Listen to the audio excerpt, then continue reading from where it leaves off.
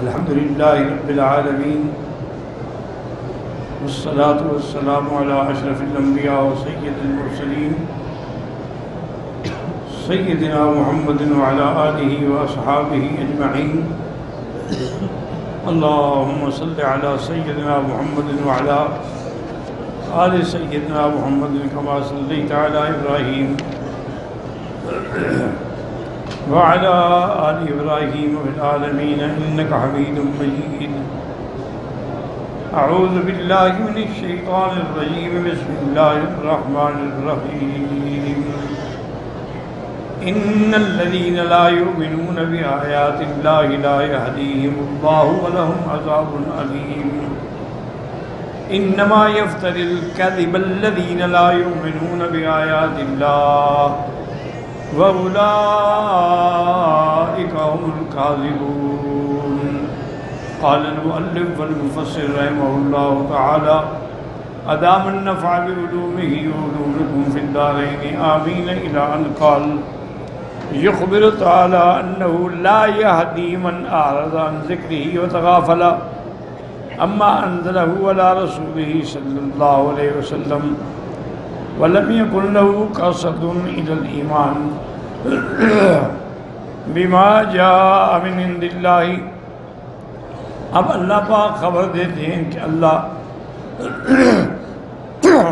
ان لوگوں کو ہدایت نہیں دیتے جو اللہ کے ذکر سے اور قرآن سے اعراض کریں اور تغافل کریں جو اللہ نے حضور پاک میں اتارا ہے اور اس کا ارادہ بھی نہ ہو ایمان کا.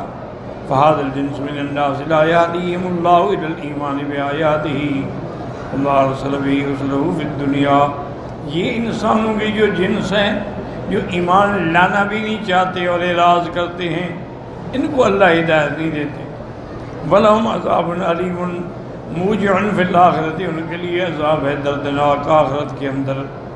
ثُمَّ أَخْبَرَ تَعَالَى رَسُولَهُ صلی اللہ علیہ وسلم انہو لیس بمفتر ولا کذاب.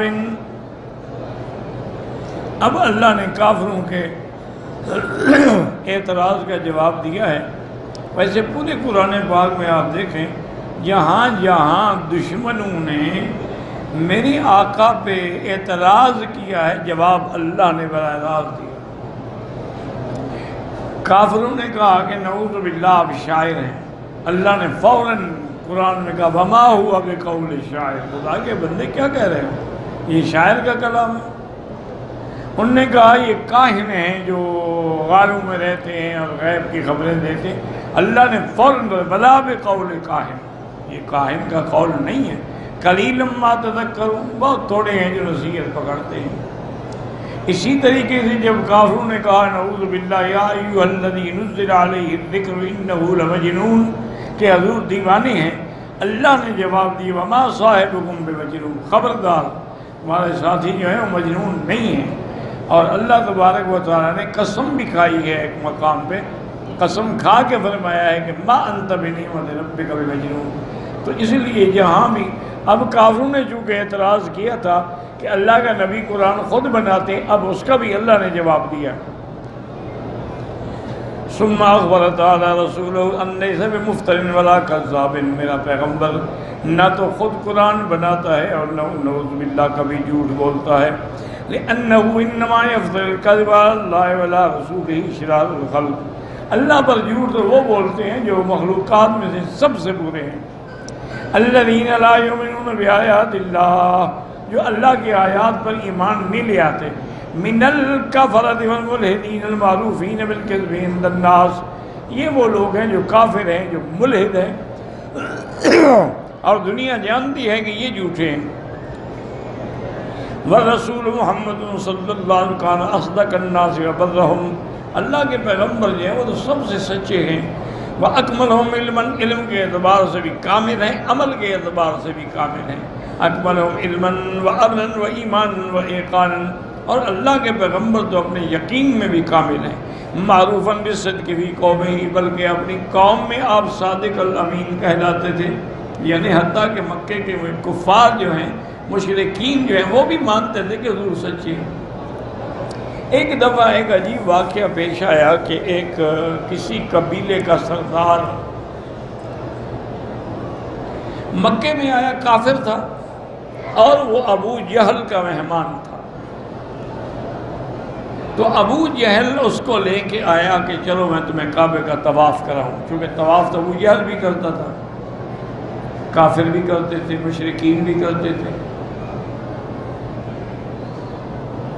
اسی لیے یہ مسئلہ بھی یاد رکھیں کہ طواف کر لینا کوئی بڑی عبادت نہیں. اللہ کے گھر کا طواف کرے اور پھر کسی قبر کا طواف نہ کرے تب دین آئے گا. صرف طواف کرنے سے دین نہیں آئے گا. کعبے کا طواف تو سب کرتے ہیں، اور مشرک بھی، ابو لہب بھی کرتا تھا، ابو جہل بھی کرتا تھا، عتبہ عتیبہ شیبہ ربیعہ بھی کرتے تھے. اصل یہ ہے کہ کعبے کا طواف کریں اور غیر کعبے کا طواف نہ کریں تو اب ایمان ہے. تو ابو جہل نے اس کو لے آیا طواف کرانے کے لیے، اور طواف کے دوران میں اس سردار نے پوچھا کہ بھی میں نے سنا ہے کہ یہاں ایک نبی پیدا ہوئے ہیں جن کا نام محمد ابن عبداللہ ہے صلی اللہ علیہ وسلم، آپ جانتے ہیں؟ ابو جہل نے کہا ہم نہیں جانتے. تو اور کون جانتے؟ وہ تمہارے قوم سے ہے، قریشی ہے، قرشی ہے، ہم جانتے ہیں. اس نے کہا اچھا پھر ابھی جہل مجھے یہ بتاؤ کہ حل ہوا صادق فی دعویٰ ہو ام کا، وہ جو دعویٰ کرتا ہے کہ میں اللہ کا نبی ہوں وہ سچا ہے جھوٹا ہے کیا ہے؟ ابو جہل نے ادھر ادھر دیکھا کہ کوئی اور آدمی تو بات نہیں سن رہا. جب تسلی ہو گئی کہ نہیں ہم دو ہیں باقی لوگ دور ہیں، تو اس نے کہا سچی بات پوچھتے ہو تو انہو صادق، وہ سچا ہے. وہ سردار تھا آخر. اس نے کہا کہ تم کیسے کہتے ہو کہ وہ سچا ہے؟ دلیل کیا ہے اس کے سچے ہونے کی؟ اس نے کہا کیا کہہ رہے ہو؟ ولد فینا وعاش فینا ولبث فینا 40 سنۃ، ہمارے قوم میں پیدا ہوئے، ہمارے مکے میں جوان ہوئے، 40 سال یہاں گزارے. کسی بندے پر کبھی جھوٹ نہیں بولا تو خدا پہ کیسے جھوٹ بولے گا؟ اس نے تو کبھی کسی انسان پہ بھی جھوٹ نہیں بولا، تو اب خدا پہ جھوٹ بولے گا کہ اللہ نے مجھے نبی بنا کے بھیجا ہے اور حالانکہ نبی نہ ہوں. تو اس نے کہا ابو جہل جب اتنی پکا تیرا یقین ہے تو ایمان کیوں نہیں لے آتے ہو؟ جب وہ سچا بھی ہے، نبی بھی ہے، اور پھر تمہارے قریش سے ہے، بنو ہاشم سے ہے، تو تم ایمان کیوں نہیں؟ انہوں نے کہا بھائی یہی تو جھگڑا ہے ہمارا کہ منا وزیر و منہم وزیر، ہمارے قبیلوں کا جھگڑا ہے آپس میں. ان کا قبیلہ اور ہمارا قبیلہ جو ہمیشہ مقابلہ کرتے ہیں، کبھی وہ امیر بن جاتے ہیں، کبھی مکے کے ہم امیر بن جاتے ہیں. لیکن اب ان کو اللہ نے نبوت دے دی تو ہم کیا کریں؟ ہم نبی تو بن نہیں سکتے. لہذا ہماری ضد کا علاج یہی ہے کہ ہم مانتے نہیں. یعنی ابو جہل بھی سمجھتا تھا کہ نبی بننا کوئی مذاق تھوڑی ہے کہ جو چاہے نبی بن جائے. یہ تو آپ کے پنجاب کا پانی کا اثر ہے نا کہ یہاں تو قادیانی بھی نبی بن گئے. ابو جہل نے بھی یہ ضرورت نہیں کی. وہ کہتے چلو اگر انہوں نے نبوت کا دعویٰ تو ہم بھی کہہ دیتے ہمارا فلاں آدمی نبی ہے. میں کہا نہیں، ہم نبوت کا دعویٰ نہیں کر سکتے، نبی نہیں بن سکتے. نبی وہ ہوتا ہے جس کو اللہ نبی بناتا ہے. تو اب ہمارا حل یہ ہے کہ ہم ان کو مانیں گے نہیں، ہماری ضد برقرار ہے تاکہ ہم ان کے آگے جھکیں کیسے. تو اس لیے اللہ نے جواب دیا کہ بدبختو کیا کہہ رہے ہو، میرے مدنی جیسا تو سچا دنیا میں بھی نہیں. اور پھر دشمن بھی اس کو مانتا ہے کہ وہ سچا ہے. آپ کی قوم میں کوئی بندہ بھی یہ شک نہیں کرتا کہ حضور نے کبھی جھوٹ بولا ہو. لا يشك في ذلك أحد منهم بحيث لا يدعى بينهم إلا بالأمين محمد. بلکہ کافر آپس میں بھی کہتے تھے الصادق الامین، حضور کا لقب تھا سچ بولنے والا، امانت والا. ولہذا لما سأل هرقل ملك الروم أبا سفیان عن تلك المسائل التي سألها من صفة رسول الله صلی اللہ علیہ وسلم، جب ابو سفیان بادشاہ روم کے دربار میں کھڑے تھے تو بادشاہ روم نے کچھ حضور کے بارے میں کچھ چیزیں پوچھی، کچھ سوالات کیے. تو ان میں ایک سوال یہ بھی تھا حل کنتم تتہمونہ بالکذب قبل ان یقول ما قال، اس نے کہا کہ ابو سفیان نبوت کے دعوے سے پہلے کیا کبھی اس نے جھوٹ بھی بولا؟ انہوں نے کہا لا، جھوٹ کبھی نہیں بولا۔ فقال هرقل فما كان ليذهب كذب الناظر يذهب فيكتب الله عز وجل۔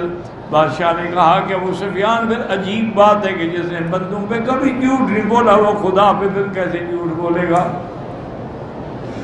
من کفر باللہ من بعد ایمانہ الا من اکرہ وقلبہ مطمئن بالایمان ولكن من شرح بالكفر صدرا فعليهم غضب من الله ولهم عذاب عظيم ذلك بأنهم استحبوا الحياة الدنيا على الآخرة وأن الله لا يهدي القوم الكافرين أولئك الذين طبع الله على قلوبهم وسمعهم وأبصارهم وأولئك هم الغافلون لا جرم أنهم في الآخرة هم الخاسرون۔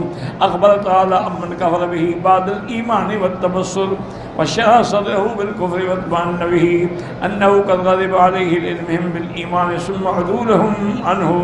اب اللہ پاک خبر دیتے ہیں کہ وہ آدمی نعوذ باللہ جو ایمان لانے کے بعد دین سمجھنے کے بعد جس نے کفر کیا اور پھر دل سے کافر ہے اور کفر پہ مطمئن ہے، یہ وہی لوگ ہیں جن پہ اللہ کا غضب ہوگا، اللہ کا عذاب ہوگا، کیونکہ جب ان کو ایمان بھی لے آئے پھر اس سے ہٹ گئے۔ وَإِنَّ لَهُمْ عَذَابًا عَظِيمًا فِي الدَّارِ الْآخِرَةِ، اور ان کے لیے بہت بڑا عذاب ہے آخرت کے اندر۔ کیوں؟ لِأَنَّهُمْ اسْتَحَبُّوا الْحَيَاةَ الدُّنْيَا عَلَى الْآخِرَةِ، کہ ان لوگوں نے دنیا کی زندگانی کو آخرت پہ ترجیح دی ہے۔ فَأَقْدَمُوا عَلَىٰ مَا أَقْدَمُوا عَلَيْهِ مِنْ رَدَّةِ أَجْلِ الدُّنْيَا، اسی لیے یہ ایمان لانے کے بعد مرتد ہو گئے محض دنیا کے حاصل کرنے کے لیے۔ وَلَمْ يَهْدِ اللَّهُ قُلُوبَهُمْ لِيُثَبِّتَهُمْ عَلَى الدِّينِ الْحَقِّ، اللہ نے پھر ان کو بھی ہدایت نہیں دی بلکہ طبع علی قلوبہم، ان کے دلوں پہ بھی مہریں لگا دی۔ ہم لا یعقلون بہا شیئا فہم، اب وہ کوئی بات سمجھ نہیں سکتے جو ان کے لیے نفع دینے والی ہو۔ وختم علی سمعہم وابصارہم فلا ینتفعون بہا، ان کے کانوں پر بھی ان کے آنکھوں پر بھی اللہ نے پردے ڈالے ہیں، وہ سنتے بھی نہیں۔ ولا اغنت عنہم شیئا فہم غافلون عما یراد بہم، اور جس سے وہ غافل ہیں ان کو کسی چیز کا وہ کفر فائدہ نہیں پہنچائے گا۔ لا جرم لا بد ولا عجب، یعنی اس میں کوئی شک ہی نہیں ہے بلکہ یقینی بات ہے کہ ان من هذه صفت، جس کی یہ صفت ہو کہ اسلام لا کے ایمان لا کے کافر بن جائے، انہم فی الآخرۃ هم الخاسرون، اے الذین خسروا انفسهم واهلیہم یوم القیامہ، یہ وہ لوگ ہیں جن کے لیے گھاٹا ہی گھاٹا ہے اور ان کے اہل کے لیے قیامت کے دن۔ فاما قوله الا من اکرہ وقلبہ مطمئن بالایمان فهو استثناء من کفر بلسانه ووافق المشرکین بلفظه مکرہا لما نالہ من ضرب وعذاب وقلبہ یأبی ما یقول ویؤمن باللہ ورسولہ۔ ہاں مگر وہ شخص جس کا دل مطمئن ہے، صرف جان بچانے کے لیے اس نے زبان سے کفر کے کلمات کہے ہیں، چونکہ وہ کافروں کے ظلم سے اور مار سے بچنا چاہتا تھا، لیکن اس کا دل جو ہے وہ کفر سے انکار کرتا ہے اور مطمئن ہے، تو اس کے لیے گناہ نہیں ہوگا، وہ اس سے مستثنیٰ ہے۔ وقد روى في ابن عباس ان هذه الآية نزلت في عمار بن ياسر حين عذبه المشركون حتى يكفر بمحمد صلى الله عليه وسلم فوافقهم على ذلك مكرها۔ حضرت ابن عباس فرماتی ہیں کہ یہ آیت جو ہے عمار ابن یاسر کے بارے میں نازل ہوئی ہے جب کفار مشرکین نے اس کو عذاب دیا کہ جب تک تم کفر نہیں کرو گے محمد مصطفیٰ سے ہم تمہیں نہیں چھوڑیں گے، تو اب مجبوراً اس بیچارے نے بھی زبان سے کفر کے کلمات کہہ دیے۔ وجاء موت النبی صلی اللہ علیہ الآیہ، حضور کی خدمت میں بھی آیا، اس نے کہا یا رسول اللہ الحمدللہ میں پکا مومن ہوں، لیکن جان بچانے کے لیے مجھے یہ کلمات کہنے پڑے ہیں۔ پھر یہ آیت نازل ہوئی کہ اگر کوئی مجبور تھا، مکرہ تھا، اس پر کوئی گناہ نہیں۔ وقد روى في بعض وهكذا قال الشافعي وقتادة أبو مالك وقال ابن جرير حدثنا ابن عبد الأعلى قال حدثنا محمد بن صالح بن معمر بن كريم الجوزري عن أبي عبيدة محمد بن عمرو بن عمار بن ياسر الحمد لله على كل حال قال أخذ المشركون عمار بن ياسر فعذبوه حتى قاتلهم في بعض ما أرادوا، انہوں نے عمار بن یاسر کو پکڑا اور اتنا سخت عذاب دیا کہ بس یعنی وہ جو چاہتے تھے کہ اس کو ختم کر دیں فشقا ذلك فقال كيف تجد قلبك، جب تم نے کفر کے کلمات کہے تو دل میں کیا تھا؟ یا رسول اللہ مطمئنا بالایمان، میں دل میں تو پکا مومن تھا۔ قال نبی صلی اللہ علیہ وسلم اگر دوبارہ تمہیں عذاب دے تو پھر بھی وہ کلمات کہہ سکتے ہو، چونکہ اگر آدمی نے اقرار سے کہا ہے لیکن دل میں ایمان ہے تو اس کو اللہ عذاب نہیں دیتے ہیں۔ اور اس کے بعد فرماتے ہیں وَفِي ذَلِكَ أَنزَلَ اللَّهُ عَزَّ وَجَلَّ وَالنُّكْرِ وَقَلْبُهُ مُطْمَئِنٌّ بِالْإِيمَانِ وَلِهَذَا اتفق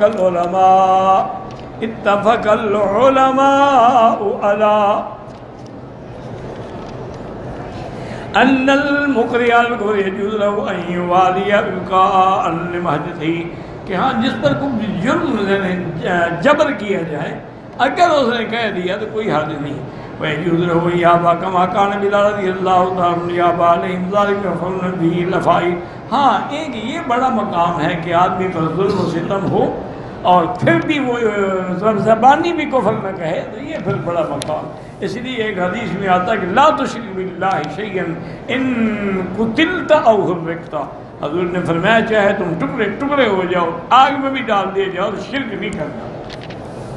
جیسے کہ حضرت بلال کے ساتھ جو کچھ وہ کرتے تھے، لَيَدْعُ الصَّخْرَةَ الْعَظِيمَةَ عَلَىٰ صَدْرِهِ شِدَّةِ الْحَرِّ، سخت گرمی میں اس کو لٹا کے اس کے سینے پہ گرم پتھر رکھ دیتے تھے۔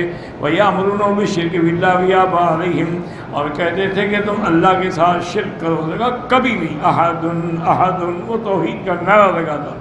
وَاللَّهُ لَهُ أَعْلَمَ كَلِمَةٌ هِيَ أَغْيَظُ لَكُم مِّنْهَا لَقُلْتُهَا، اور کہنے لگا خدا کی قسم ہے اگر مجھے پتہ ہونا اس کلمے سے بھی کوئی اور کلمہ ہے جسے تم زیادہ چڑھو گے تو میں وہ بھی کہتا۔ رضی اللہ عنہ وارضاہ، اللہ اس پہ راضی ہو۔ وَكَذَلِكَ حبیب بن زید الانصاری لما قالوا مسیلمۃ الکذاب، حضرت حبیب بن زید الانصاری جب قید ہو کے مسیلمۃ الکذاب کے پاس گئے تو اس نے کہا اتشہد ان محمدًا رسول اللہ، کیا تم گواہی دیتے ہو کہ اللہ کے نبی رسول اللہ محمد مصطفیٰ رسول؟ انہوں نے کہا بالکل گواہی دیتا ہوں۔ قال اتشہد انی رسول اللہ، کیا تم یہ گواہی دیتے ہو کہ میں بھی اللہ کا رسول ہوں؟ فیقول لا اسمع، وہ کیا کہہ رہے یار، میں تو سن نہیں رہا، کیا کہتے ہو؟ فلم یزل یقطعہ اربا وہو ثابت علی ذلک، تو مسلمہ نے ان کے ایک ایک عضو کو کاٹ ڈالا لیکن وہ ایمان پہ ثابت قدم رہے۔ انہوں نے اس کے باوجود بھی، حالانکہ شریعت میں گنجائش تھی، لیکن انہوں نے استقامت اختیار کی اور شہادت کے رتبے کو پا گئے۔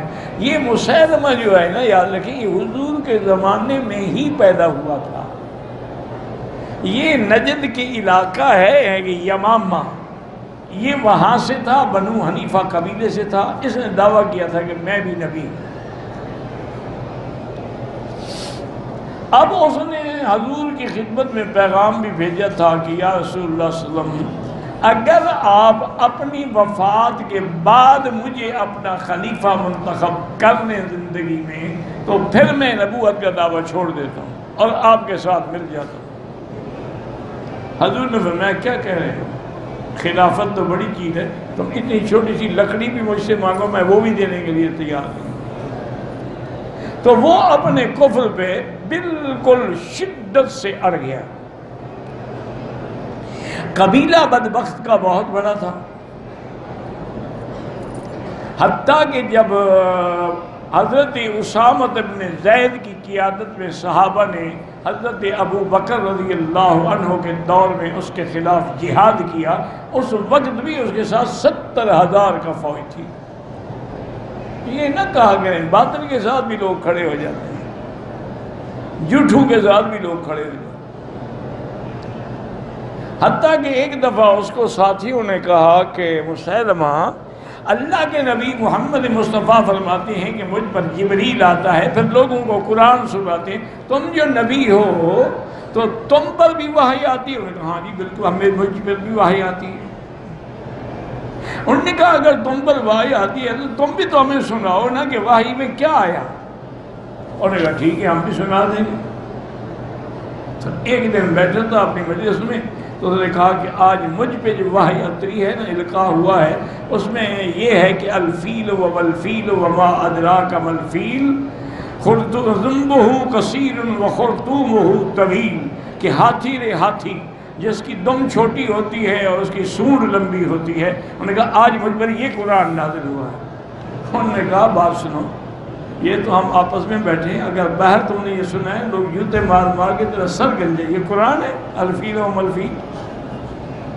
اس نے سنا تھے نا آیت الم تر کیف فعل ربک باصحاب الفیل، تو اس کو توڑ کے پھر اس نے اپنی صورت بنائی الفیل و ملفیل وما ادراک ما الفیل۔ ایک قادیانی بھی اسی طرح بناتے تھے نا۔ ان کے دو مبشر جو تھے نا قادیانی، مبشر سمجھیں مبلغ سمجھیں کچھ سمجھیں، وہ گئے تھے افغانستان کہ پٹھانوں کو جا کے مرزا صاحب کی دعوت دے نبوت کی۔ آدمی بڑے سمجھدار تھے، انہوں نے کہا یہ پٹھان لوگ ہیں، بڑے سخت لوگ ہیں، مشکل سے مانیں گے، پہلے یہاں رہ کے اپنا اعتماد قائم کرو۔ وہاں رہ کے اب نمازیں پڑھتے تھے، تہجد پڑھتے، اشراق پڑھتے، اوابین پڑھتے، داڑیاں شریعت کے مطابق، نام بڑے اسلامی۔ تو جب دیکھا کہ یہ اب پٹھان ہمارے موتقد ہو گئے ہیں، تو انہوں نے پھر آہستہ آہستہ ایک دن ان کا کوئی جرگہ تھا، اس جرگے میں انہوں نے مرزا صاحب کی نبوت کی دعوت دی کہ مرزا صاحب نبی ہیں اور آپ اس پر ایمان لے آئیں۔ تو اس نے ان میں سے ایک کچھ مولوی صاحب تھے ان کے، اس نے کہا کہ یار یہ کیا کہہ رہے ہو؟ انہوں نے کہا دیکھو قرآن شریف جب ہم پڑھتے ہیں تو پہلے کیا ہے؟ انہوں نے کہا بسم اللہ الرحمن الرحیم، تو انہوں نے کہا قرآن با سے شروع ہوا، اور جب ختم کرتے ہو کہاں ہے؟ انہوں نے کہا والناس، تو انہوں نے کہا سین پہ ختم ہوا، تو بے اور سین کو جب ملاؤ تو بس نبوت تو ختم ہو گئی، یہ کتے کا بچہ کہاں سے نکل آیا؟ وہ تو پٹھان تھے نا۔ انہوں نے کہا اب ان کا کیا کریں؟ بڑے آخر خدا خدا کر کے ان کو ٹکڑے ٹکڑے کر کے انہوں نے پتہ نہیں غار میں ڈالا، دریا میں ڈالا۔ تو مرزا صاحب کو پتہ لگ گیا کبھی میرے بندے مارے گئے ہیں۔ تو انہوں نے کہا کہ اصل بات یہ ہے کہ میرے اوپر وحی آئی تھی کہ شاطان تذبحان فی افغانستان، کہ تمہاری دو بکریاں جو ہیں وہ افغانستان میں ذبح ہوں گی۔ تو اس طرح جھوٹے لوگ بھی نبوت، حالانکہ اب یہ کوئی بات ہے کہیں۔ اچھا اب مرزا سے پوچھا کہ بھئی حضور کے فرشتے کا نام تو جبریل تھا، تم پر جو وحی آتی ہے تمہارے فرشتے؟ نے کہا میرے فرشتے کا نام ہے ٹیچی۔ انہوں نے ٹھیک کہا، انگریزی نبی تھا تو فرشتہ بھی تو انگریزی آئے گا نا۔ انہوں نے ٹھیک بات کی تھی۔ تو بہرحال یہ ہے، ایسے جھوٹے پیدا ہوتے رہتے ہیں۔ اللہ کی شان ہے کہ مسیلمہ کے ساتھ جب جنگ ہو رہی تھی تو صحابہ کہتے ہیں کہ ہم نے دور سے دیکھا کہ ایک سوار ہے، منہ پہ اس نے ڈاٹا باندھا ہوا ہے اور بڑا ابلک اس کے تحت گھوڑا ہے، اور اس کا گھوڑا ایسے چل نہیں رہا، معلوم ہوتا ہے فضا میں اڑ رہا ہے۔ ہم حیران کھڑے ہیں یہ کون ہے؟ بس اتنی دیر گزری کہ ہم نے اس کے گھوڑے کو، انہوں نے چھلانگ لگائی، آیا اور سیدھی تلوار مسیلمہ کی گردن پہ رکھی اور اس کے دو ٹکڑے کر دے، اور اس نے ڈاٹا کھولا اور مسلمانوں سے کہا کہ گواہ ہو جاؤ، فزت ورب الکعبہ، میں آج رب کعبہ کی قسم کامیاب ہو گیا۔ میں جب کافر تھا تو میں نے محمد مدنی کا سردار سید الشہداء حضرت حمزہ کو شہید کیا تھا، اور آج الحمدللہ میں نے حضور کے سب سے بڑے دشمن کو قتل کیا ہے۔ اب قیامت میں حضور کے جانے کے قابل ہو گیا ہوں سامنے۔ تو یہ وہ ہے مسیلمہ بن الکذاب۔ انہوں نے بڑا عذاب دیا، لیکن انہوں نے کہا جو مرضی ہے کر لو، میں اسلام پہ رہوں گا۔ وقال امام احمد حدثنا اسماعیل قال ایوب بن علی رضی اللہ عنہ حرق ناس ارتدوا عن الاسلام، بعض مرتد ہو گئے تھے لوگ تو حضرت علی نے ان کو جلانے کا حکم دے دیا۔ جب یہ بات حضرت ابن عباس کو پہنچی تو فرمایا لم اکن لأہلکہم من نار، اگر میں ہوتا تو ان کو آگ میں جلانے کا عذاب نہ دیتا۔ ان رسول کا لا تعذبوا بعذاب اللہ، اللہ کا عذاب جو ہے تم نہ دیا کرو، عذاب آگ کا جو عذاب ہے وہ خدا دیتا ہے۔ وَكُنْتُ قَاتِلُهُمْ بِقَوْلِ رسول اللہ، میں ان کو قتل کرنے کا حکم تو دیتا لیکن آگ میں نہ جلاتا، چونکہ حضور نے قتل کا حکم دیا، من بدل دینہ فاقتلوہ وبلغ ذلک علیہ فقال ویح ام عباس، میں کہا ہائے ام عباس تمہیں یعنی اب بعد میں کہہ رہے ہو تو اب میں کیا کر سکتا ہوں۔ وقال الامام احمد ایضا حدثنا عبد الرزاق قال انبأنا امرني ان ایوب عن حمید بن ہلال الادوی النبی بردا قال قادم على ابی موسیٰ معاذ بن جبل بالیمن، حضرت ابی موسیٰ بھی حضرت معاذ بن جبل لائے فیضاج اندہ، ان کے بعد ایک آدمی سے قال ما هذا، یہ کون ہے؟ قال رجل کان یہودی فاسلم، یہ یہودی تھا اسلام لے آیا، ثم تحودا، اسلام لانے کے بعد یہ بدبخت پھر مرتد ہو گیا یہودی۔ وَنَحْنُ نُرِيدُ عَلَى الْإِسْلَامِ مُنْذُ قَالَ حَاسِبُهُ شَهْرَيْنِ، انہوں نے کہا ہم کوشش کر رہے ہیں 2 مہینے سے کہ بدبخت اسلام کی طرف لوٹ آئے، ہم نے کیا کوشش کریں؟ وَاللَّهِ لَا أَقْعُدُ، میں تمہاری مجلس میں بھی نہیں بیٹھوں گا، حَتَّى تَضْرِبُوا، انہوں نے کہا اس کی گردن اڑاؤ، اللہ کے نبی کا حکم ہے کہ جو دین اپنا بدل ڈالے اس کو قتل کرو۔ فضربتن کہو، اس کی گردن کو اڑا مارا گیا۔ فقال قضى الله رسول ان من رجع عن دینه فاقتلوه، جو اپنے دین سے ہٹ جائے اس کو قتل کرو۔ حضور نے فرمایا من بدل دینه فاقتلوه، حاضر کی صحیحین باللفظ الاخر واللفظ والاولى ان يثبت المسلم على دینه والافضل الى قتله، مسلمان کو بھی افضل یہی ہے کہ دین پہ جبر رہے چاہے قتل بھی ہو جائے۔ كما ذكر حافظ ابن عساکر في ترجمة عبد الله بن حذيفة الصحمی احد الصحابة انه اسرته الروم، ان کو روم والوں نے قید کیا، وجاؤوا به الى ملكهم، اپنے بادشاہ کے پاس پیش کیا، وقالوا تنصر وانا اشركك في ملكي وازوجك ابنتي، تو بادشاہ نے کہا دیکھو ایسا کرو تم میرا دین قبول کر لو نصرانیت کا، میں تمہیں اپنے ملک میں بھی شریک بناؤں گا، اپنی لڑکی سے بھی تمہارا شادی کر دوں گا۔ وقال واتت جميع ما تملك وجميع ما تملك العرب ولا دین محمد طرفت ما فالتو، اور نے کہا بات سنو، جو تیرے پاس ہے پوری دنیا ہی اگر مجھے دے دو نا تو میں ایک پلک جھپکتے بھی حضور کے دین کو نہیں چھوڑ سکتا۔ کیا کہہ رہے ہو تم؟ اور نے کہا اچھا نہیں چھوڑ دو، اذن اقتلک، میں تمہیں قتل کر دوں گا۔ فقال انت، اس نے کہا جو مرضی ہے کر دو۔ فامر به وصلب وامر ما تقم فرمه قريبا من يديه ورجليه وهو يعرض عليه دين نصرانيته، اس کو پھانسی پہ لٹکایا گیا اور تیر والوں کو حکم دیا اس کے ٹانگوں پہ مارو اس کو تاکہ یہ پہلے گھبرا جائے شاید۔